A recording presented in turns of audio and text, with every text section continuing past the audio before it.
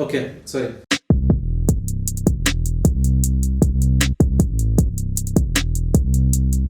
تفكيك.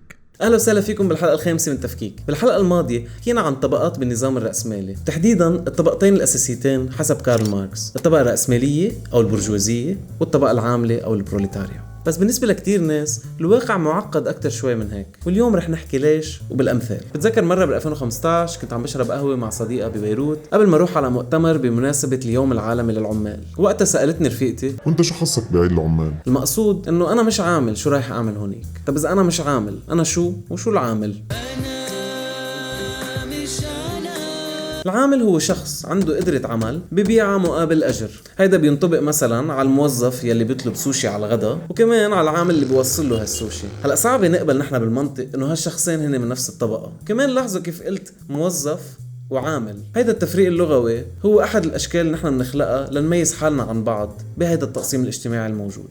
لنفهم هالفروقات الواضحة بين العمال، اليوم رح نستعين بماكس ويبر اللي هو مفكر ألماني كان عم يجرب يفهم ويحلل تكوين المجتمع الغربي بعد الثورة الصناعية. ماكس ويبر وافق مع كارل ماركس إنه مسألة توزيع الموارد هي الأساسية بتشكيل الطبقات، وإنه في انقسام واضح بين عمال وأصحاب رأس مال. بس ويبر اعتبر إنه وجود هالطبقتين ما بيلخص التصنيف الاجتماعي. بيصير في عنا 4 طبقات: طبقة الملاكة أو البرجوازية اللي بيملكوا أراضي واستثمارات وشركات إلى آخره. بعدين عنا البرجوازية الصغيرة، يعني أصحاب المؤسسات الصغيرة اللي ما عندهم رأس مال كبير وعمال، مثلا صاحب دكان إلى آخره. في العمال يلي بيملكوا مهارات عمل مطلوبة بس مش كتير موجودة بالاقتصاد، يعني مثلا الاستشاريين، مدراء، الباحثين، مبرمجي الكمبيوتر. في آخر شيء العمال اليدويين، يعني الناس اللي بينظفوا، بيسوقوا، بيعتلوا، بيشتغلوا بمصانع، بيوصلوا أكل إلى آخره. أوكي، تعالوا ناخد مثل بالواقع لنفهم هيدي الطبقات الأربعة حسب ويبر. اعتبروا في بناية ببيروت. بالطابق الأول في عنا نايلة، جاية من عائلة فقيرة وأهلها ولا مرة كان عندهم مدخول ثابت أو مضمون ليحطوها بمدرسة منيحة.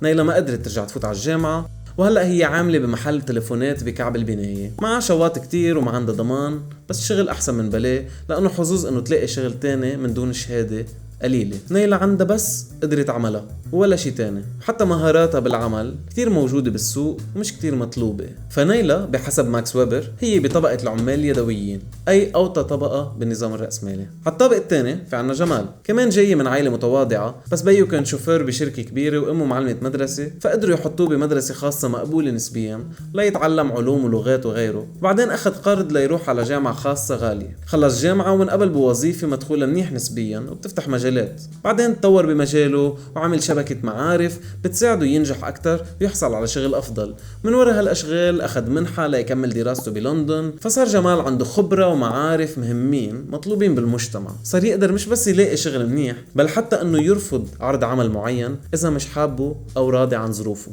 جمال مثل نايلة كمان عامل، ما عنده أملاك ورأس مال، إذا وقف سنة رح يخلصوا مصرياته ويفلس، بس عنده امتيازات واضحة عن نايلة وعن غير عمال. فجمال بالنسبة لماكس ويبر هو مش بس بالطبقة العاملة بشكل عام، بل هو بطبقة العمال أصحاب المهارات يلي بيجيبوا شي على السوق أكتر من عمال تانيين، وبالتالي بيصير عندهم هيدي الامتيازات. على الطابق الثالث في زياد ورث محل التليفونات يلي بتشتغل فيه نايلة من بيو. زياد مرتاح نسبيا، مدخوله بخليه يعيش بنوع من الرفاهية، بس ما بيقدر ينافس محلات تليفونات كبار مثل أمهز أو كلاس، ولا بيقدر يوظف عمال كتير ويسجلهم بالضمان أو يستثمر أكتر بشركته. زياد بيفكر وبيعيش مثل البرجوازي، بس هو بالحقيقة مش هيك. فمنشان هيك زياد هو من اللي بنسميهم البرجوازية الصغيرة أو باتي برجوازية.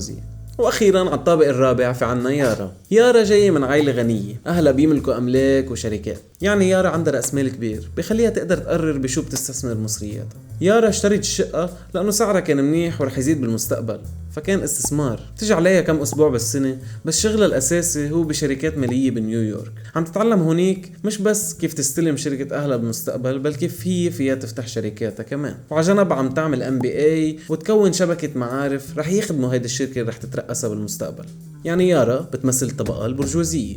يعني منشوف بالاخر انه ويبر وماركس مش كتير مختلفين على شو يعني طبقة اجتماعية او شو هن الطبقات الاساسية بالمجتمع، بس بيفكروا بالامور بطريقة مختلفة. ماركس بيركز على دورنا بمسار الانتاج، وعلاقتنا بالإنتاج. بينما ويبر بيشوف كمان شو نحن منجيب على السوق، يعني مثلا سوق العمل، وشو مناخد من السوق، يعني مثلا معاش أو رأس مال كبير وتراكم أرباح. هيدا الإطار اللي حطه ويبر بيساعدنا نفهم الفروقات بين الناس بطبقة واحدة، ونفهم أكتر كمان كيف بيصير توزيع الامتيازات وعلى أي أساس بالمجتمع الرأسمالي. بالخلاصة ولاد كل طابق بهالبناية اللي حكينا عنها أو كل طبقة بحسب ويبر بيعيشوا تجارب مختلفة كليا بالحياة، وما رح يكون بيوم عندهم نفس الفرص. الطبقات الاجتماعية هي مش شي بس نظري، بل هو شي حقيقي ومنتعامل معه كل يوم. بالحلقات الجاية رح نشوف أكتر كيف الطبقة بتأثر على النهج السياسي والخطاب السياسي والمواقف الاقتصادية. شكرا كتير انه حضرتوا هذا الفيديو. اذا عجبكم دعمونا بلايك او شير، وخبرونا بالكومنتس شو في مواضيع بتحبوا نعمل عنها فيديو بالمستقبل، واعملوا لنا فولو على انستغرام او سبسكرايب على يوتيوب لتشوفوا الحلقات الجاية وما يروح عليكم شيء. شكرا.